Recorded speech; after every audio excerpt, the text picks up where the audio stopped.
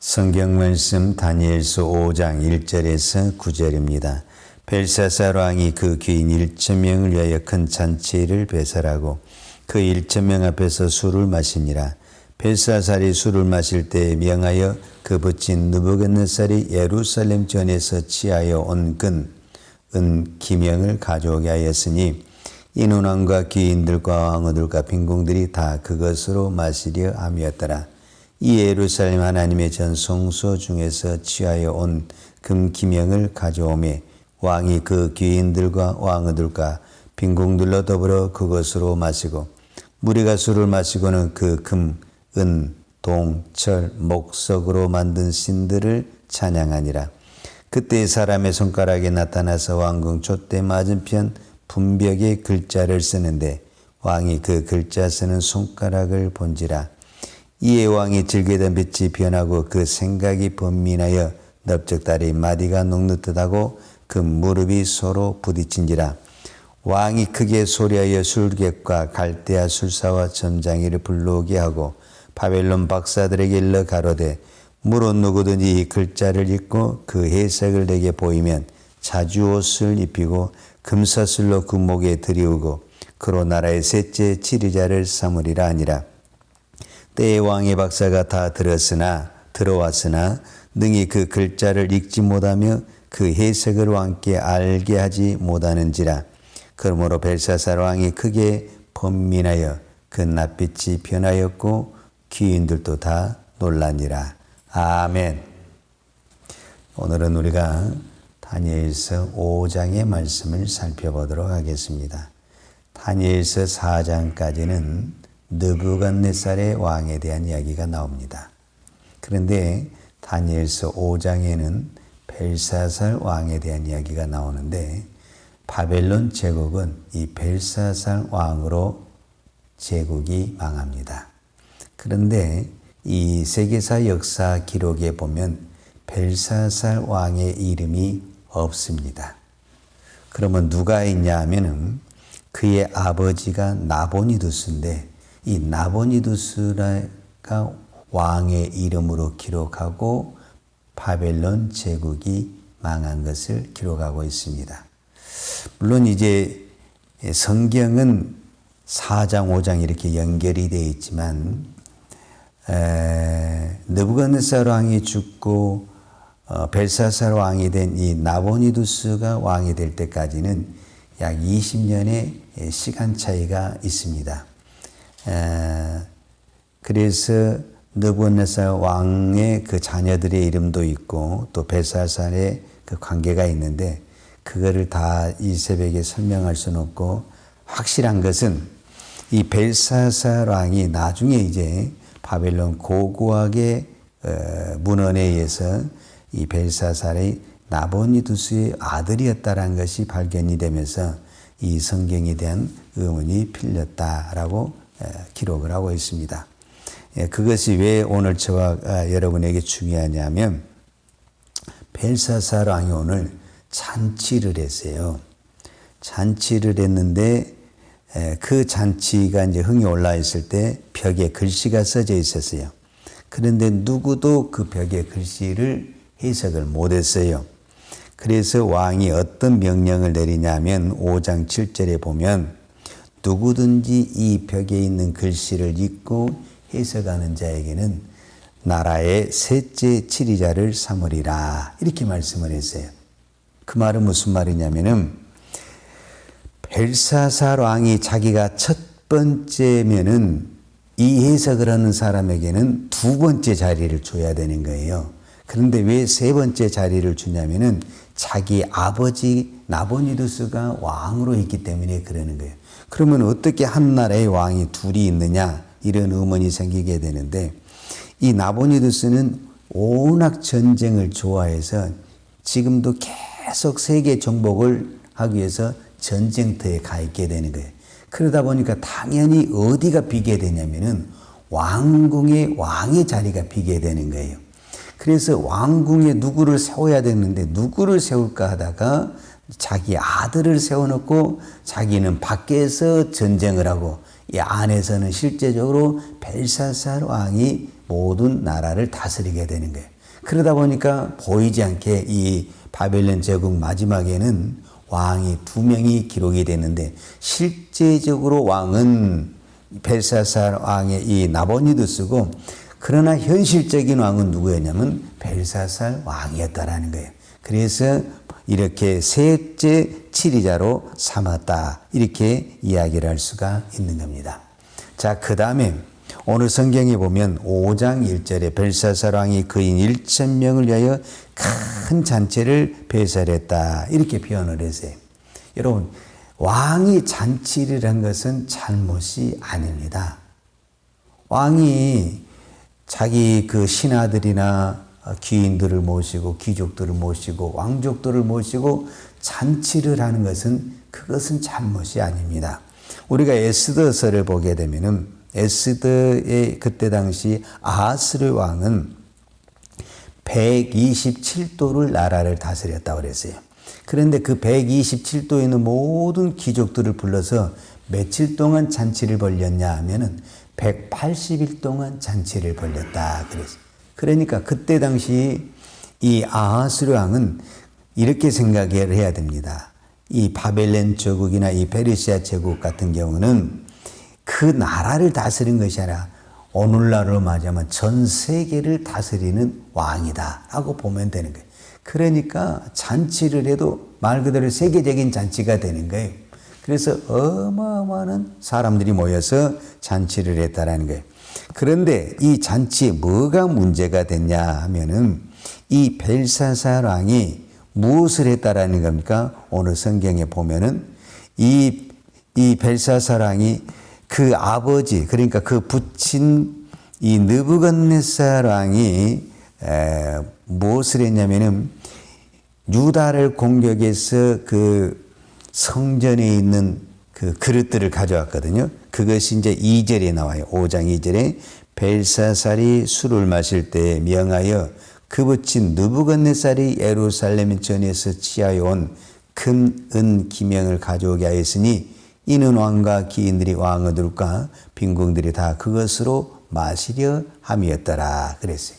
그러니까 이 벨사살 왕의 결정적인 잘못이 뭐냐면은, 느부갓네살 왕은 비록 자기가 유다를 공격했고 예루살렘 성전에서 그 하나님 앞에 제사에 쓰는 그릇을 뺏어왔죠. 그렇지만 그것을 함부로 다루지 않냐고 자기들이 신이 섬기는 신전의 창고에 보관을 했어요. 이 신전의 창고에 보관을 했다라는 것은 그것을 비록 자기들이 섬기는 신이 이겼지만은 유다의 신도 하나의 신으로 인정을 했다라는 거예요. 인정을 해 주었다라는 그런 의미를 가지고 있는데, 이 벨사살 왕은 그 신전에 있는 그 그릇들을 가져다가 그것을 가지고 뭐 했냐? 잔치 때 술을 먹었다 그 말이에요.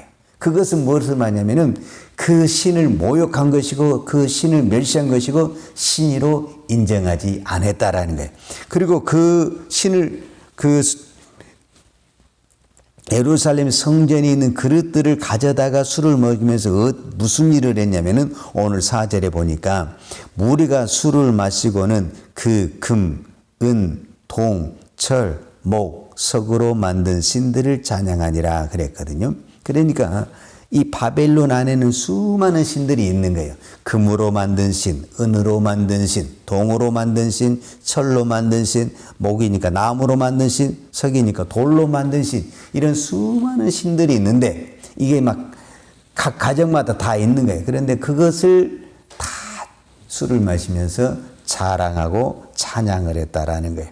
그래서 하나님이 즉각 무엇을 했냐? 하나님이 반응을 나타냈는데 하나님이 나타나서 벽에 글씨를 썼다라는 거예요. 그 글씨가 뭐냐라고 말을 했을 때 5장 25절과 28절에 보게 되면 기록한 글자는 이것이니 곧 메네메네 대겔 우바르시니라 그랬어요. 자, 그러면은 이게 뭐냐면은 메네라는 단어가 뭐냐면 세어보다 그 말이에요. 세어보다. 근데 메네를 2번이나 썼다라는 거예요. 세어보고 세어보니 그랬다라는 거예요.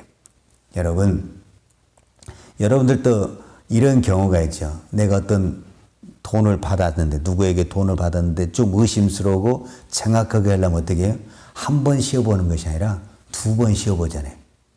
한 번 쉬어보고 또 쉬어보는 거예요. 그 말은 뭐냐면 정확하게 자세하게 계산을 했다라는 것을 의미하고 있는 거예요. 그러니까 세어보고 세어보다는 두 번씩이나 세어보면서 계산을 정확히 했는데 그게 어떻게 됐다라는 거예요.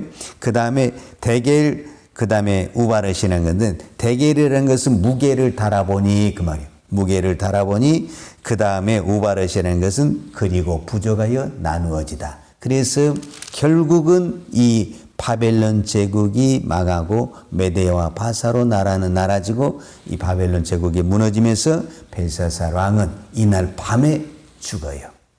자, 여기서 제가 한 가지 하고 싶은 얘기가 바로 이 이야기입니다. 이 벨사살 왕이 하나님의 이름을 모욕했고 하나님의 그 신전에 있는 그릇을 술잔으로 사용을 했어요. 그래서 하나님이 벽에 글씨가 나타났어요. 그 벽의 글씨 그 한마디로 인해서 벨사살 왕은 죽었고 바벨론 제국은 망해버렸어요. 여러분, 이걸 우리가 심각하게 받아들여야 되는 거예요. 하나님이 바벨론 제국을 멸망시키고 벨사살 왕을 죽이기 위해서 어떤 무력을 쓰거나 어떤 자연의 큰 지진이나 풍랑을 일어나게 한 것이 아니라 벽에다 그냥 한마디, 글자 한마디 썼어요. 글자 한마디. 근데 그 글자 한마디 때문에 왕은 죽고 나라가 망했다 그 말이에요. 그러면 그 글자가 뭐냐? 오늘 우리로 말을 했을 때 하나님의 말씀이다 그 말이에요. 하나님이 처음 이 글자를 쓴 게 아니에요. 여러분, 우리가 잘 아는 대로 우리가 가지고 있는 십계명이 있죠. 십계명. 십계명이 모세가 쓴 것이 아니에요. 십계명은 그 돌판에 하나님이 직접 친히 글을 썼다고 그랬어요. 친히. 하나님이 친히 글을 쓴 것이 무엇이냐면 십계명이에요. 그런 것처럼 하나님이 이스라엘 백성에게 친히 글을 써준 것이 십계명이고, 그 십계명을 따라서 이스라엘 백성들이 사느냐 죽느냐가 달려있는데, 오늘 이 벨사살 왕에게 나타나서 하나님이 친히 그 문장을 하나 쓰니까 벨사살 왕은 죽어버렸고 그 세계를 다스리던 바벨론 제국이 그날부로 망해버렸다는, 이것이 하나님의 말씀의 권위요, 하나님의 말씀의 능력이요, 하나님의 말씀이 얼마나 무섭다라는 것을 우리가 다시 한번 깨달아야 되는 겁니다.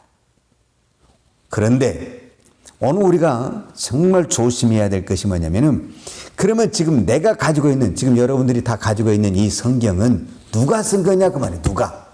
이 성경을 모세가 썼습니까? 다윗이 썼습니까? 바울이 썼습니까? 아니다 그 말이에요.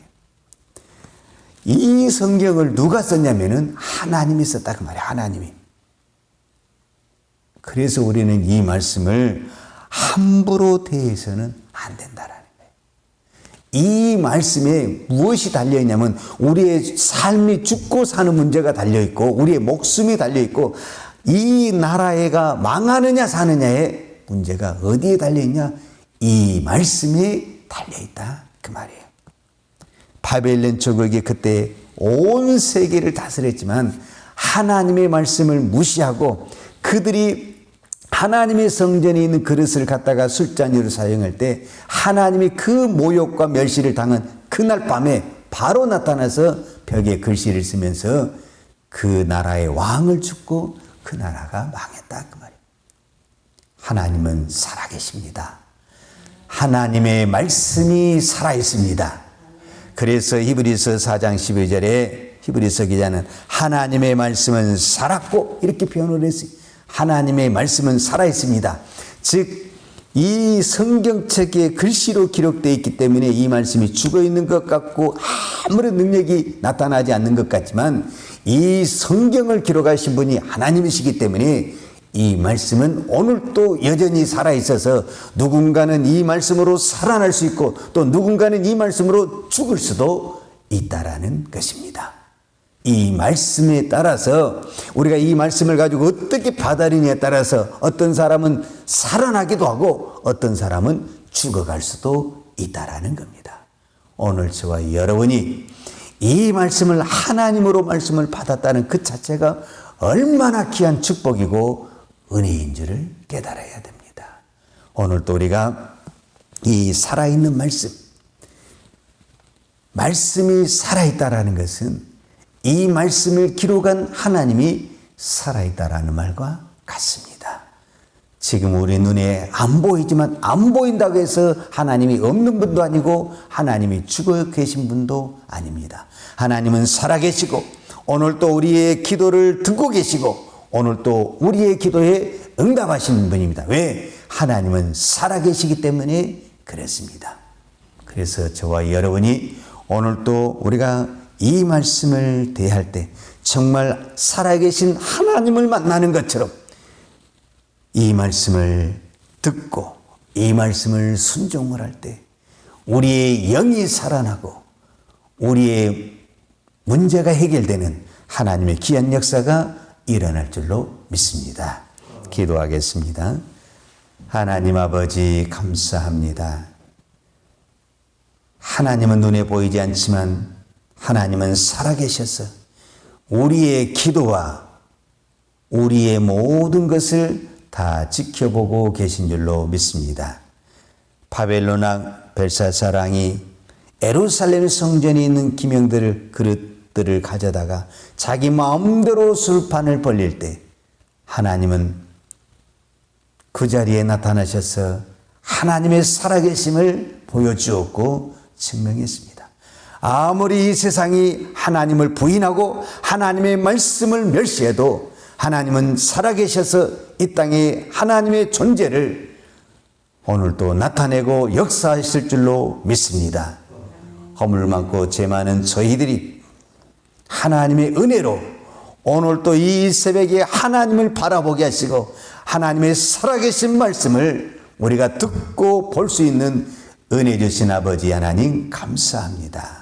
오늘도 우리가 이 말씀을 깨닫는 것으로 바라보는 것으로 만족하지 않게 하시고 이 살아있는 말씀 생명의 말씀을 붙들고 우리가 이 말씀으로 기도하고 이 말씀으로 오늘도 믿음으로 살아낼 수 있는 성령의 능력 성령의 은혜를 허락하여 주옵소서.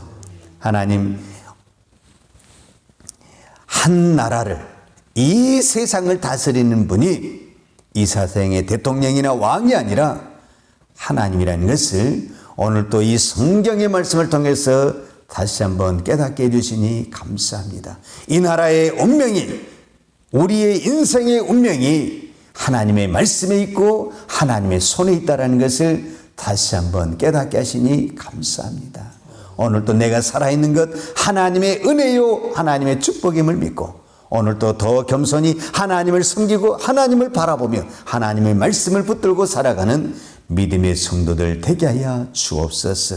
오늘도 흩어진 우리 모든 성도들이 어느 곳에 있든지 하나님은 그곳에 계시고 하나님은 살아계시고 하나님은 말씀하고 계심을 믿고 오늘도 하나님의 말씀을 붙들고 믿음으로 사는 주의 거룩한 성도들 되게 하여 주옵소서.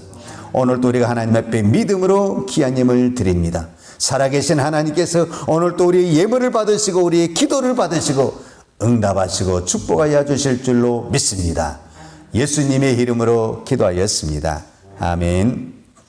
여호와는 내게 복을 주시고 너를 지키시기를 원하며 여호와는 그 얼굴로 내게 비추사 은혜 베푸시기를 원하며 여호와는 그 얼굴을 내게로 향하여 드사 평강 주시기를 원하노라.